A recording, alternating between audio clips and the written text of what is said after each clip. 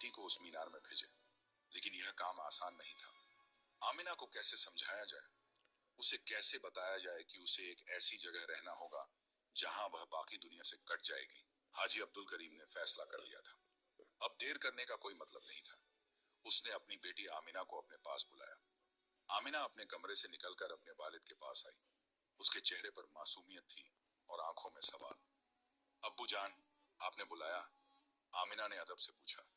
हाजी अब्दुल करीम ने गहरी सांस ली। उसने अपनी बेटी का हाथ पकड़ा और प्यार से कहा, बेटी, मैंने तेरी हिफाजत के लिए एक खास इंतजाम किया है। इस दुनिया में बहुत खतरे हैं, बुरी नजरें हैं। मैं नहीं चाहता कि तुझे कोई तकलीफ पहुंचे।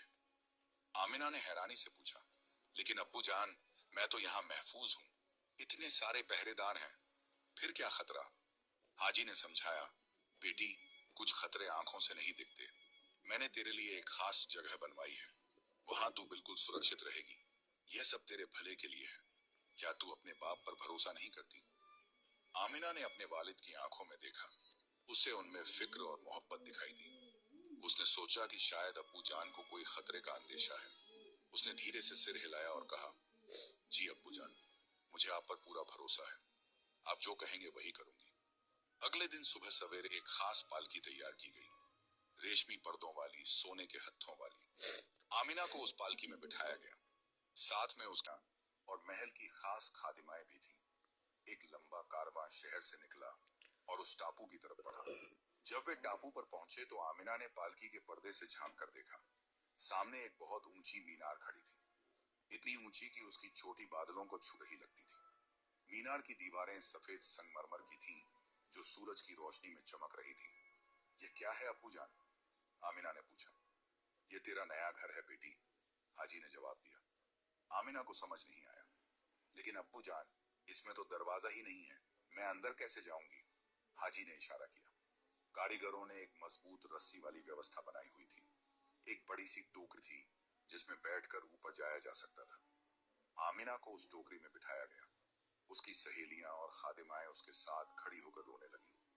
खुदा हाफिज बीबी जान, एक बूढ़ी दाई ने कहा, अल्लाह आपकी हिफाजत करे। धीरे धीरे रस्सी खींची गई और आमिना ऊपर जाने लगी। हवा में झूलती हुई टोकरी नीचे जमीन दूर होती जा रही थी। आमिना के दिल में एक अजीब सा डर समा गया। जब वह ऊपर पहुंची तो वहां एक खूबसूरत कमरा बना हुआ था। कमरे में सभी आरामदायक चीजें थीं, रेशमी बिस्तर, कीमती कालीन, सोने चांदी के बर्तन, किताबें और खिलौने। लेकिन एक चीज की कमी थी, आजादी। हाजी अब्दुल करीम नीचे से चिल्लाकर बोला, बेटी, क्या सब ठीक है? आमिना ने खिड़की से झांक कर देखा। नीचे उसके अब्बू जान एक छोटे से बिंदु की तरह दिख रहे थे। उसने जवाब दिया, जी अब्बू जान, सब ठीक है। बस यहीं रहना बेटी, मैं रोज तुझे खाना पानी भेजूंगा। तू बिल्कुल महफूज रहेगी। अल्लाह हाफिज। इसके बाद हाजी अब्दुल करीम ने मिस्त्रियों को हुक्म दिया कि मीनार के नीचे जो भी रास्ता था उसे पत्थरों और मिट्टी से भर दिया जाए। सिर्फ रस्सी का इंतजाम रहने दिया गया, जिससे खाना पानी ऊपर भेजा जा सके। पहले कुछ दिन आमिना ने अपने को बहलाने की कोशिश की। वह किताबें पढ़ती, कढ़ाई करती, खिड़की से बाहर का मंजर देखती। ऊपर से पूरा शहर दिखाई देता था, छोटे छोटे घर, बाजार, नदी और दूर तक फैले खेत। लेकिन वह वहां जा नहीं सकती थी। रात को जब चांद निकलता तो आमिना उस खिड़की के पास बैठ जाती और तारों को गिनती। वह सोचती कि क्या वह हमेशा यहीं रहेगी? क्या उसकी जिंदगी बस इसी कमरे तक सीमित है? दिन गुजरते गए, हफ्ते महीनों में बदल गए। हाजी अब्दुल करीम रोज नीचे आता, रस्सी से खाना भेजता और अपनी बेटी की आवाज सुनकर सुकून पाता। उसे लगता था कि उसकी योजना कामयाब हो रही है। उधर हाजी ने शहर में खुफिया जासूस लगा रखे थे, जो इब्राहिम नाम के किसी लकड़हारे की खोज कर रहे थे। लेकिन महीनों बीत गए और किसी को कोई पता नहीं चला। हाजी का घमंड और बढ़ गया। वह सोचने लगा कि शायद वह दरवेश पागल था और उसकी बातों में कोई सच्चाई नहीं थी। देखा, हाजी अपने आप से कहता, मैंने तकदीर को हरा दिया। मेरी बेटी महफूज है और वह मनहूस लकड़हारा कहीं नहीं मिला। शायद था ही नहीं। लेकिन वह नादान नहीं जानता था कि तकदीर अपना खेल अपने वक्त पर खेलती है। जल्दी नहीं करती, देर भी नहीं करती, बस सही वक्त का इंतजार करती है। 1 साल बीत गया। आमिना अब अपनी कैद की आदी हो चुकी थी।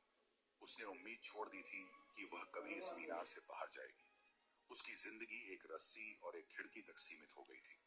एक रात की बात है, आसमान में काले बादल छा गए, बिजली कड़कने लगी और तेज हवाएं चलने लगी। एक भयंकर तूफान आने वाला था। आमिना डर गई और अपने बिस्तर पर दुबक कर बैठ गई।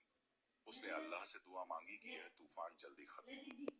उसी वक्त शहर के दूसरे किनारे पर घने जंगल में एक नौजवान लड़का पेड़ों से लकड़ियां काट रहा था। उसका नाम इब्राहिम था। वह एक गरीब लकड़हारा था जो रोज जंगल से लकड़ियां काटकर शहर में बेचता था। उसके पास न कोई घर था, न कोई परिवार, बस एक छोटी सी झोंपड़ी थी जंगल के किनारे। जब तूफान आया तो इब्राहिम घबरा गया। उसने अपनी लकड़ियों का गट्ठर उठाया और वापस जाने की कोशिश की, लेकिन तूफान इतना तेज था कि वह रास्ता भटक गया। हवा इतनी जोर से चल रही थी कि उसे उड़ाए लिए जा रही थी। इब्राहिम ने जिंदगी में बहुत मुसीबतें देखी थी। उसके माँ बाप बचपन में ही फकीरी में मर गए थे। वह अकेला बड़ा हुआ था, लेकिन उसके दिल में अल्लाह पर पक्का यकीन था। वह जानता था कि अल्लाह गरीबों का सहारा है। या अल्लाह, इब्राहिम ने दुआ की, मुझे इस तूफान से बचा ले, मुझे कोई पनाह दे दे। हवा के थपेड़ों से इब्राहिम उड़ता हुआ शहर की उस दिशा में चला गया जहां वह टापू था। वह नहीं जानता था कि वह कहां जा रहा है, बस हवा के साथ बहता जा रहा था। अंधेरे में भटकते भटकते वह ठीक उस मीनार के नीचे आ गिरा जहां आमिना कैद थी।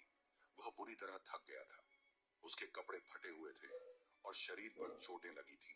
बारिश की बूंदें उस पर बरस रही थी। इब्राहिम ने चारों तरफ देखा। अंधेरे में उसे एक ऊंची इमारत की दीवार दिखाई दी। शायद यहाँ कोई पनाह मिल जाए, उसने सोचा। वह दीवार के पास पहुंचा और उसने ऊपर देखा, लेकिन कुछ दिखाई नहीं दे रहा था, सिर्फ अंधेरा था। फिर उसने पूरी ताकत से चिल्लाकर कहा, ए अल्लाह के बंदो, अगर कोई ऊपर है तो इस गरीब मुसाफिर की मदद करो, मैं रास्ता भटक गया हूँ। ऊपर आमिना तूफान के शोर से सहमी हुई बैठी थी। अचानक उसे हवा के शोर के बीच किसी इंसान की पुकार सुनाई दी। पहले तो उसे यकीन नहीं हुआ। उसने सोचा शायद यह उसका वहम है, लेकिन जब आवाज दोबारा आई तो वह हिम्मत करके खिड़की के पास गई। कौन है वहां? आमिना ने डरते हुए आवाज दी। नीचे इब्राहिम को एक औरत की आवाज सुनाई दी। उसे हैरानी हुई, इस वीराने में इतनी ऊंचाई पर कोई औरत? बीबी जान, इब्राहिम ने कहा, मैं एक मामूली लकड़हारा हूँ, तूफान में रास्ता भटक गया हूँ, भूख प्यास से बुरा हाल है, अल्लाह के वास्ते मेरी मदद करो। आमिना का दिल पिघल गया। इतने सालों बाद किसी और इंसान की आवाज सुनना एक अजीब एहसास था। उसे अपने अब्बू की ताकीद याद आई कि किसी से बात नहीं करनी, लेकिन इंसानियत का तकाजा था कि वह इस मजबूर की मदद करे। उसने सोचा, इतनी ऊंचाई से यह अजनबी मेरा कुछ बिगाड़ तो नहीं सकता, मदद करने में क्या हर्ज है। आमिना के पास वही रस्सी और टोकरी थी जिसमें उसका खाना आता था। उसने अपने हिस्से का बचा हुआ खाना